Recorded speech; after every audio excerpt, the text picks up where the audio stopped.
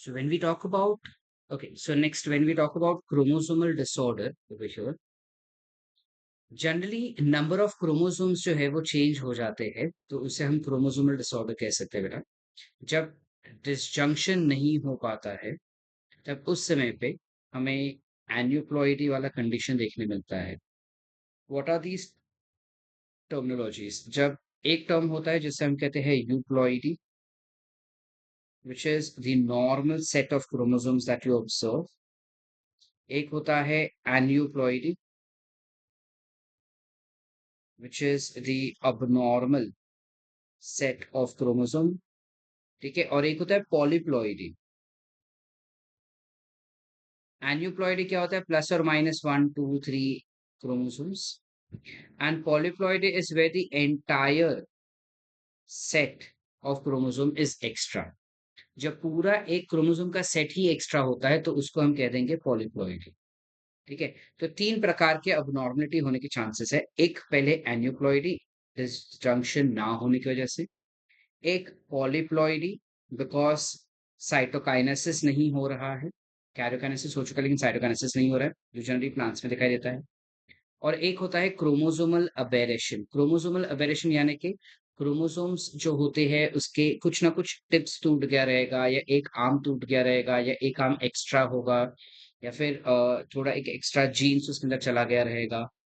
तो basically chromosome के structure में थोड़ा सा छेड़छाड़ अगर हो गया तो उसे हम कहेंगे क्रोमोसोमल अबेरेशन। इन तीन रीजंस की वजह से जो डिसऑर्डर्स होते हैं उसे हम क्रोमोसोमल डिसऑर्डर्स कह सकते हैं। ठीक है, एन्यूप्लॉइडी में हमारे पास ट्राइसोमी कंडीशन और मोनोसोमी कंडीशंस काफी कॉमनली दिखाई देते हैं।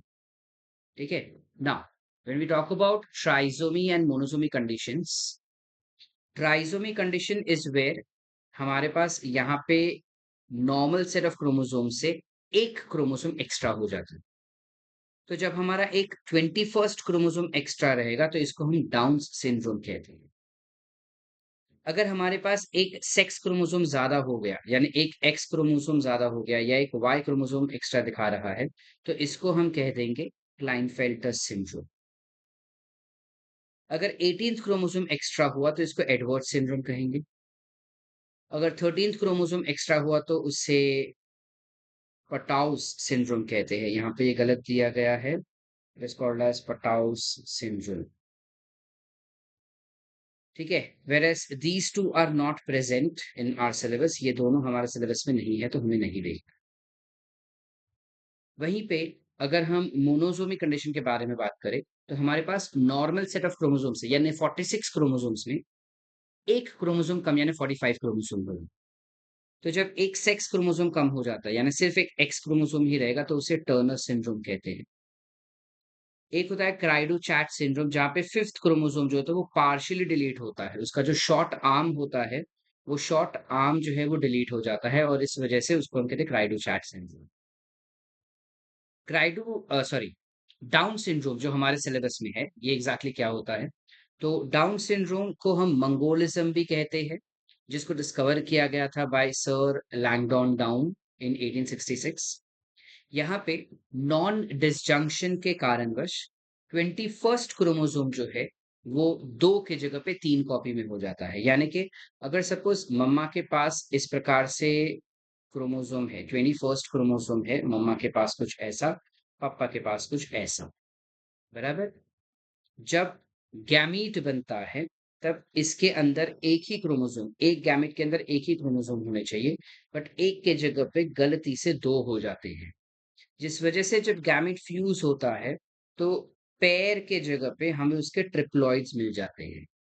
इसे हम कहेंगे एन्यूप्लॉइडी। ठीक है, कोई भी एक क्रोमोसोम के साथ ऐसा होता है और इसे हम कह देंगे aneuploidy. This is also called as trisomy condition, because 3 chromosomes के साथ हो रहा है यहाँ पर। ठीक है, इसमें क्या क्या सिम्टम्स इंसान में दिखाई देते हैं? तो इसमें इंसान शॉर्ट बॉडी स्टैचर होता है, यानी हाइट में छोटा रहेगा। राउंड फेस होता है। ठीक है, फरोड टंग रहेगा, टंग के अंदर कुछ रोल्ड टंग रहेगा basically. Partially open mouth, mouth हमेशा ओपन रहेगा। उनके पाम में बहुत सारे लूप रहेंगे, and you will find simian crease. Simian crease, यानी ये जो लाइन यहाँ पे 2 लाइन दिखती है, उसकी जगह पे एक ही लाइन दिखता है। ब्रॉड और फ्लैट फेस रहेगा, कॉन्जेनाइटल हार्ट डिजीज होगा, ठीक है। Physically as well as mentally retarded होते हैं ये इंडिविजुअल्स, क्योंकि इसके पास 21st क्रोमोसोम के 3 कॉपी है। You can say that they have 47 chromosome, या फिर 45 प्लस XX, या फिर XY। This can be the condition that it will lead to. Klinefelter syndrome is where you have an excessive X chromosome, ठीक है।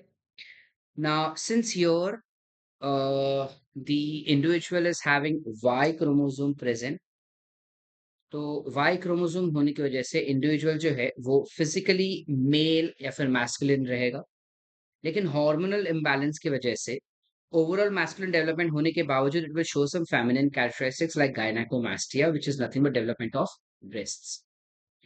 That male will always be sterile, यानी वो कभी भी स्पर्मेटोजेनेसिस नहीं करता, यानी स्पर्म रिलीज नहीं कर पाएगा, स्पर्म प्रोडक्शन नहीं कर पाएगा। मेंटल आईक्यू अगर देखेंगे तो वो मेंटली थोड़ा रिटार्डेड होता है और पतला और लंबा रहता है इंसान, ठीक है।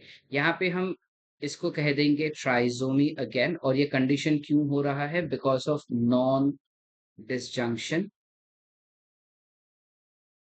And this can also be called as aneuploidy, right. Another example that we have is Turner syndrome, that is not given to us over here. We have something called as Turner's syndrome. Turner syndrome में क्या हो जाता है बेटा? This is a monosomy condition because यहाँ पे 44 chromosomes plus XX या फिर XY के जगह पे सिर्फ X होता है, दूसरा कोई क्रोमोसोम होता ही नहीं है। तो फिजिकली ये एक फीमेल होंगी जिनमें सेकेंडरी सेक्सुअल कैरेक्टर्स नहीं बन पाते हैं, सेकेंडरी सेक्सुअल कैरेक्टरिस्टिक्स नहीं बनेंगे इसके अंदर। इसका भी पुअर बॉडी स्टैचर रहेगा, हाइट में छोटी वगैरह रहेगी। They show webbed neck, they show webbed neck, यानी कुछ ऐसा नेक होगा उसका। This is webbed neck, basically जहाँ पे गला नहीं दिखता बस सीधा यहीं से स्टार्ट हो जाता है, दैट इज वेब्ड नेक, ठीक है। उनका जो हेयर लाइन होता है वो काफी लो होता है। नॉर्मल इंसान अगर ऐसा है तो उसका हेयर लाइन यहाँ पे होता है, इनका हेयर लाइन यहाँ पे होता है। It has a lower hair line, ठीक है। And it has a very small life span, it has a shorter life span. These are certain symptoms of Turner syndrome जो हमको समझना है for NEET examination. So that's where we end with your chapter, which is Principles of Inheritance. This is the mind map that you can refer to as given in your Gulil series. All right. We'll see you back again for the next chapter. Till then, keep preparing, stay motivated. Best of luck for your NEET examination.